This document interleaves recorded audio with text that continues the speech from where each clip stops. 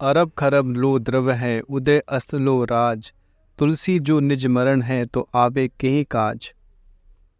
राधे राधे भक्तों, देखिए हमने कल सुना था कि परम पूज्य श्री गाड़ साहब जी महाराज साडोरा में आ चुके थे और साडोरा वासियों ने उनका हार्दिक अभिनंदन किया, उन्हें उनका स्वागत किया और उनसे आग्रह किया कि हम आपके लिए मंदिर बनवा देते हैं। लेकिन परम पूज्य श्री गाड़ साहब जी महाराज ने कहा कि मंदिर तो मेरे भीतर ही है, मेरे कन्हैया राधा रानी मेरे हमेशा अंग संग रहते हैं, मुझे अलग से कोई मंदिर की आवश्यकता नहीं है, मैं किसी मंदिर में नहीं रहूँगा, ना ही मैं गांव में रहूँगा। जब उन्होंने ऐसा कहा तब गांव के बाहर ही उनके हिसाब से, उनको ठाट बाट बिल्कुल पसंद नहीं था, तो उनके हिसाब से जो छप्पर होता है घास फूस की झोपड़ टाइप में बना दी गई, बाहर थोड़ा छोटा सा बाहर बरामदा लीप दिया गया। इस तरह उनकी कुटिया छोटी सी तैयार कर दी गई जैसे उनको पसंद थी। देखिए वहाँ आने के पश्चात भी उनके मस्ती आनंद में कोई कमी नहीं आई और हमने ये भी सुना था कि किस प्रकार उनकी मस्ती थी, उनका आनंद कितना अधिक था। सर्दी की ठंड का जो टाइम होता है, सर्दी के अंदर बर्फ़ जैसा पानी हो, रात्रि का समय हो और सुनसान समय हो, पूरी रात नदी के अंदर खड़े होकर, रात ऊपरी वस्त्र हटाकर खड़े होकर आप कीर्तन करते थे, जयकारे लगाते थे, ऐसी भाव मस्ती में रहते थे। और जब गर्मियाँ आती थी तो लकड़ियाँ जलाकर तपती धूप के अंदर लकड़ियाँ बीच में जला दी, उसके चारों तरफ बंदगियाँ लगाना, तपस्वियों से भी कठिन उनका जीवन रहा है। और हमने ये भी सुना कि किस प्रकार परम पूज्य श्री गाड़ साहब जी महाराज ने सैकड़ों लोगों को तार दिया था। देखिए परम पूज्य श्री गाड़ साहब जी महाराज ने सैकड़ों लोगों का उद्धार किया और दिन सुबह से लेकर रात तक उनकी कुटिया के बाहर भीड़ मेले की जैसा लगा रहता था, लोगों के आने वाले की कतारें लगी रहती थी। और परम पूज्य श्री गाड़ साहब जी महाराज केवल नीम की टहनी की झाड़ और भभूति से सब प्रकार के रोग ठीक कर देते थे। जो जिस कामना से आता था उसके वो सब मनोरथ पूर्ण होते थे। सकाम जो आता था, कोई रोगी आता था, कोई सकाम भावना लेके आता था, उनकी वो सब इच्छाएं पूर्ण होती थी। जो भगवत प्राप्ति के उद्देश्य से आता था उनकी वो कामनाएं भी पूर्ण होती थी। देखिए मैं आपको जो घटना बताने जा रहा हूँ, अब घटनाएं तो बहुत सारी है, लेकिन कुछ एक घटनाएं जो प्रत्यक्ष रूप से देखी गई है, क्योंकि ऐसे संतों के, सामान्य भक्तों के जीवन में कुछ ना कुछ घटित होता रहता है। तो परम पूज्य श्री गाड़ साहब जी महाराज जो कि पूर्ण रूप से भगवान के ऊपर ही आश्रित थे, उनके जीवन में क्या नहीं होता होगा। रिद्धियाँ सिद्धियाँ तो उनके चौखट पर बैठी रहती थी कि हमें किसी प्रकार से स्वीकार कर लें। लेकिन परम पूज्य श्री गाड़ साहब जी महाराज पूर्ण विरक्त रहते थे, उन्हें इससे कोई लेना देना नहीं था, क्योंकि भगवत प्राप्ति में ये बहुत बड़ी बाधा है। जो चंडीगढ़ वाले बाबा हैं, जिन्होंने परम पूज्य श्री गाड़ साहब जी महाराज की जीवनी लिखी, उनके बारे में उनका जो ग्रंथ लिखा, उनके साथ में एक घटना घटित हुई। उन्होंने बताया कि मेरे हाथ में इतना जोर का दर्द हो चुका था और दर्द इतना था कि मैं सभी डॉक्टरों को, वैद्यों को, हकीमों को, सबको दिखा चुका था, लेकिन वो दर्द किसी भी हालत में कम होने को तैयार नहीं था। और अंत में तो डॉक्टर ने मेरे पूरे हाथ पे पट्टी बांध दी और मेरी कंडीशन ऐसी थी कि जो फाउंटेन पेन होता है उसका ढक्कन भी मैं उससे उतार नहीं सकता था, पानी का एक गिलास उठाकर पानी पी नहीं सकता था, ऐसी कंडीशन मेरी हो गई थी। और मेरा जो हर साल का रूटीन रहता था कि मैं, जो मेरा ग्रीष्म अवकाश आता है, समर वेकेशन जो आती है, छुट्टियाँ आती है, क्योंकि बाबा प्रिंसिपल थे, तो बाबा की जब समर वेकेशन आती थी तो महीना 1.5 महीने के लिए वो साडोरा चल जाते थे परम पूज्य श्री गाड़ साहब जी की सेवा में। और इस बार भी जब उनको जाना था, लेकिन उनके हाथ में इतना पेन था, पट्टियाँ पूरे हाथ में बंधी हुई थी, लेकिन उनका दृढ़ संकल्प था कि मैं तो जाऊंगा, मैं अपनी सेवा को नहीं छोड़ सकता, मैं उनके दर्शन के बिना रह नहीं सकता। वो अम्बाला होते हुए गए। अम्बाला में उनके रिश्तेदार थे, तो जिनके वहाँ वो रुके थे, तो उन्होंने वहाँ के प्रसिद्ध हकीम को दिखाया। तो हकीम साहब ने दवाई तो दी, साथ में बोले कि ये तो आपके जालिम वाला गठिया हो गया है। गठिया मतलब होता है ऑर्थराइटिस, जिसमें जॉइंट्स पेन होता है, उंगलियों में, हाथों में, पैरों में बहुत अधिक पेन हो जाता है। तो बोले आपके तो ये पेन हो चुका है और ये कम से कम 6 महीने तो लगातार दवाई लेनी पड़ेगी और उससे अधिक भी हो सकता है, कोई समय निश्चिंत नहीं है। अब इस कंडीशन के अंदर जो थोड़ी बहुत उन्होंने पुड़िया बना कर दी उन्होंने ले ली, चल दिए। अब अंत में फिर वो उनको साडोरा जाना था तो साडोरा चले गए।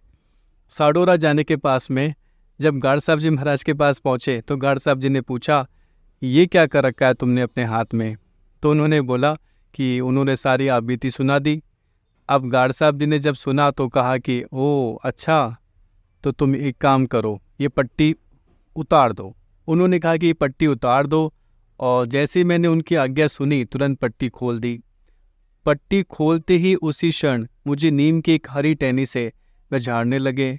फाटा करने के पश्चात अपने अपने कर कमलों से मेरे सारे दाएं हाथ एवं बाजू पर भभूति लगा दी।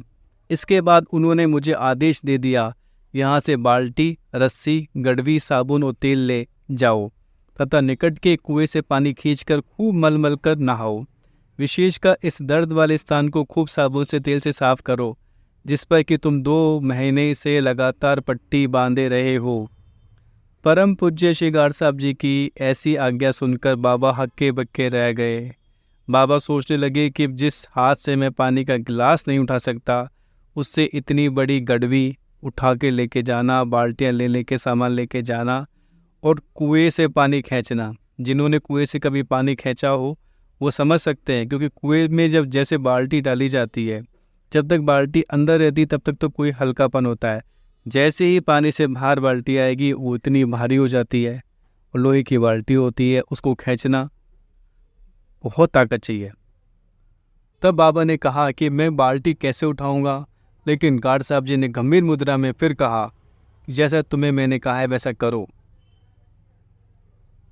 तब बाबा उनकी आज्ञा के आगे नतमस्तक हो गए और बाबा ने सब सामान उठा लिया, कुएं के पास गए, पानी खींचा, जैसा बताया वैसा किया, और जब वो पानी की बाल्टी भर के वापस लौटे तब उन्हें एहसास हुआ कि मेरे हाथ में तो दर्द था, वो दर्द कहाँ गया, पता ही नहीं दर्द कहाँ चला गया। जैसे कोई जादू मंत्र से कोई चीज़ जादूगर घुमा देता है, कोई चीज़ छुपा देता है, पता भी नहीं पड़ता। लेकिन ये तो आश्चर्यजनक घटना ये थी कि उनका इतना महीने पुराना दर्द जो डॉक्टरों के समझ में भी नहीं आ रहा था और हर तरह के इलाज लेने के बाद में भी ठीक नहीं हो रहा था, वो सब कुछ चला गया बिना दवाई के। बाबा ने उस हकीम की सारी पुड़ियाँ फुड़ियाँ सब वहीं चूल्हे में फेंक दी और परम पूज्य श्री गार्ड साहब जी महाराज के चरणों में नतमस्तक हो गए, और उनकी कृपा से बाबा का वो दर्द हमेशा के लिए चला गया। जब बाबा ने ये घटना लिखी, बताई, तब तक बोले मुझे 50-51 वर्ष हो चुका है, दोबारा कभी भी वैसा दर्द इस हाथ में कभी नहीं हुआ है। देखिए एक और घटना मैं आपको बताना चाहता हूँ। एक घटना इस प्रकार की है, देखिए कुछ लोग ऐसे तत्व होते हैं समाज के अंदर जो संतों की परीक्षा लेना चाहते हैं। हम किसी भी संत का चरित्र उठा के सुनेंगे, पढ़ेंगे, तब ऐसे लोग मिल जाएंगे। परम पूज्य श्री गार्ड साहब जी महाराज के साथ में भी ऐसा ही हुआ। देखिए एक चौधरी नाम का व्यक्ति था, चौधरी गंगाराम, जो कि वहाँ का जमींदार था, धनी मानी व्यक्ति था। गार्ड साहब जी के प्रति उसकी श्रद्धा नहीं थी। देखिए जो पैसे वाले लोग रहते हैं उनको थोड़ा सा धन का अभिमान रहता है, मान सम्मान का अभिमान रहता है, तो वो भक्ति भाव से दूर रहते हैं, वो समझ नहीं पाते संसार में क्या है, संत क्या है, भगवान क्या है। इतना अधिकतर प्राय ऐसा देखा जाता है। देखिए शास्त्रों में धन के अंदर 16 अनर्थ बताए गए हैं। तो वो व्यक्ति भी क्या कहता है कि वो परम पूज्य श्री गार्ड साहब जी महाराज, सर्दी का समय था, सर्दी के अंदर जी महाराज अपनी कुटिया के बाद चारपाई पे बैठे हुए थे, कुछ लोग भी बैठे हुए थे। चौधरी गंगाराम वहाँ पहुँच जाता है और जाकर कहता है कि मैं चाहता हूँ, मुझे अभी आम चाहिए, और वहाँ आम का पेड़ था, वो आम के पेड़ के नीचे बैठे हुए थे।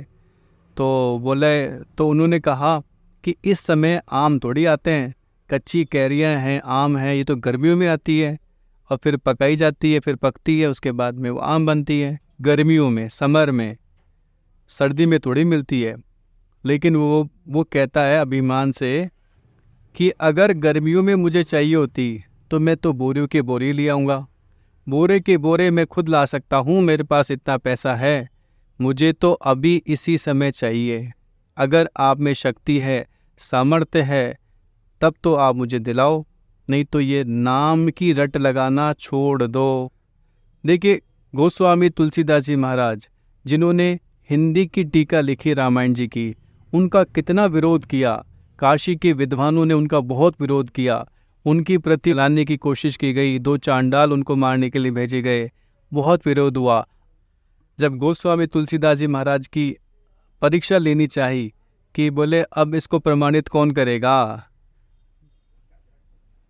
देखिए, जो ऐसे प्रकार के लोग होते हैं, जो इस प्रकार का जो विरोध करते हैं, वो बात ही ऐसी रखते हैं जो कि संभव नहीं हो पाए। लेकिन भगवान तो भगवान है, भगवान की कृपा तो संतों पर होती ही है। लाडले भक्त पुत्र होते हैं भगवान के संत भक्त, तो भगवान की कृपा तो है ही। अब तुलसीदास जी के सामने उन्होंने क्या बात रखी, बोले तुम्हारी जो रामायण है इसको प्रमाणिक नहीं माना जाएगा जब तक भगवान शंकर स्वयं गवाही नहीं दे देंगे तब तक। ये बात तुलसीदास जी के सामने रखी गई। बोले भगवान शंकर गवाही कैसे देंगे?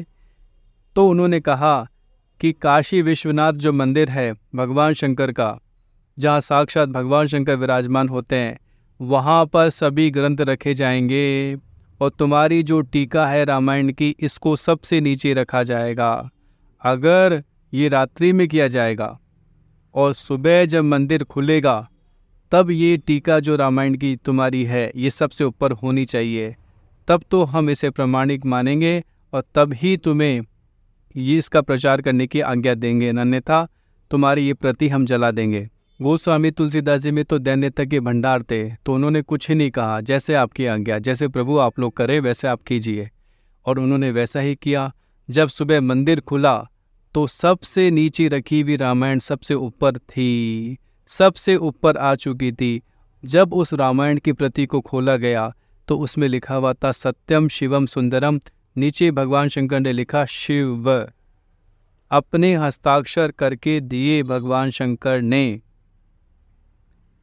आज परम पूज्य श्री गाड साहब जी महाराज के पास में ये गंगाराम, चौधरी गंगाराम परीक्षा लेने के लिए आया था और सर्दियों में पके हुए आम बोलता है कि पेड़ पे से गिराओ इसी समय, और कुछ मन चले लड़कों को लेकर आया कि तुम पेड़ का निरीक्षण कर लो, एक एक पत्ते को छान मारो, कहीं कोई बीज तो नहीं है।